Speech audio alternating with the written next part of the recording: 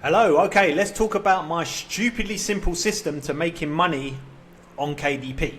Okay, this is exactly the system that I use to make $50,000 in a month and to hit 5 figures consistently on KDP. Okay, it's a very, very simple system. You can use it right now. If you copy what I do, you're going to make money on KDP. It's very, very logical, very, very simple. So let's get started. All right. So just think, there's 2 ways to make money on KDP. Right? One is this up here. You're doing the things that make you money on KDP, that are the direct result of doing these things makes you money. So that's one way of making money on KDP. The other way is you do not do the things that do not directly make you money on KDP. Okay? Does that make sense?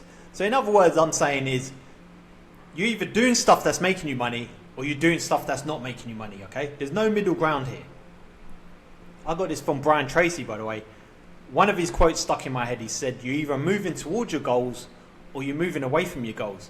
There's no middle ground. So when you're working on your KDP business, think about it like that. Think that you only want to be mostly doing the tasks that are moving you towards making more money, and you want to be doing less of what doesn't make you more money. And it's surprising how many people hanging around at the bottom here, and that's the reason they don't make any money. All right, so let's talk about what tasks, what things actually make you money on KDP. These are the things that move the needle, as they say. These are the things that bring you closer to making a lot of money on KDP. The number one thing is the niche. Now, if you get the niche right, if you pick the right niche, you're pretty much there to making money. Let me give you an example. Just say that there was a trend going on where everyone wants to buy a book with an apple on it, and it says Apple goal setting something. I'm just literally making this up, all right? But just pretend that loads of people want this book that's got a picture of an apple, and it's called goal setting for Apple goal setting, all right? Not the brand apple, by the way. I actually mean a fruit apple. And there's only one book selling. If you put another book right next to it with an apple, goal setting, different type of font, would your book sell? Yes, because now there's only 2 books, but there's about 10 people that want it every day, okay? So that's picking the right niche. There's demand there, right? There's not a lot of effort required. It's an easy book to do. All these things fall under the right niche. You've got the right customer, customers poised, ready to buy books. They're buying books right now. You put your book right there. It's the type of book they want. They start buying it. It's very, very simple like that. Okay, not that easy to find these. That's why I've got a whole course about finding the niche. But when you get it right, the money comes a lot easier. When you don't, it's a struggle. So if you feel like you're struggling, you're fighting for sales, it's most likely because of the niche, right? There'll be a time when you get that right and the money just flows, and then very, very easy, and then you realize that's what you were doing wrong all that time. It was the niche. Okay? So the niche is one thing that you want to be working on most of the time. The next thing after that, I've got P values, perceived value. So that's what your customer sees as valuable from your book. Perceived, because they're not going to read your book right there and then when they buy it. They're going to look at, here, I'll put it here. They're going to look at the title. They're going to look at the cover. They're going to look at the A+ content, the description, and the reviews. So if you've got all these nicely done, then they're going to just buy like that. Okay, they're going to see your book as valuable for them, and they're just going to buy it. So think about that as well. These are the things you need to be working on.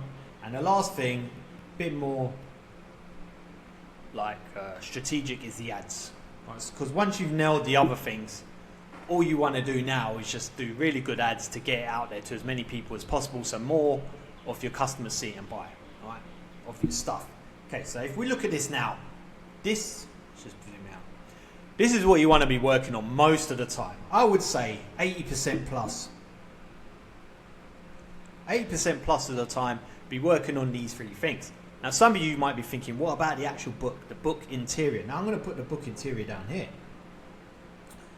Because whilst the book's interior is important to receiving good reviews and giving you long-term success on KDP, yes, it has its place, but it's only about 20% important to actually getting a sale, probably even less. I would only give it 10% importance. Okay, 10 to 20, well, just because I've done 80 now, so we'll just say 20, right? But you could say it's even less than 20% important to actually making you money, to actually selling the book, right? But that doesn't mean you're going to do a crap job with your interior. No, what that means is when you're focusing on creating your book, you do it in that 20% or less, but you do the best job you can in that 20%, and then it gets better and better. Like your first book, interior is probably going to look a bit crappy, but by your 10th or 20th book, you would have got so good at creating the interior that even though you're only focusing on 20% of the time, it's still a good interior, if that makes sense. So you just get better at creating interior with less time. Or when you make money, just delegate it to someone that can just deal with interiors and do a better job, so you can focus on the top 3 things here, which is what I do. Okay, so didn't I say it was stupidly simple? So it's literally this, guys and gals. Just focus on the niche, the perceived value and ads. Do that most of the time, 80% of the time, and then get the interior just done out the way so you can test that book and get it out there. And you keep doing this over and over again. And if whenever you're working on your KDP business, this is your focus, then like it's just a matter of time and logic. It's just logic. Your book's getting better and better at the things that sell it. Let me say that again. Your books are getting better and better at the things that sell it. Not a better book. Better and better at the things that sell it. Over a period of time, they get better and better selling. And that's how you make a lot of money on KDP. Then I'll say it was stupidly simple. So that's it, guys. That is the system there. If you want it in more depth, I've got a whole full step-by-step course for beginners. I'll leave a link below, and subscribe for more videos on how to create KDP books that sell. Thanks for watching. See you in the next one.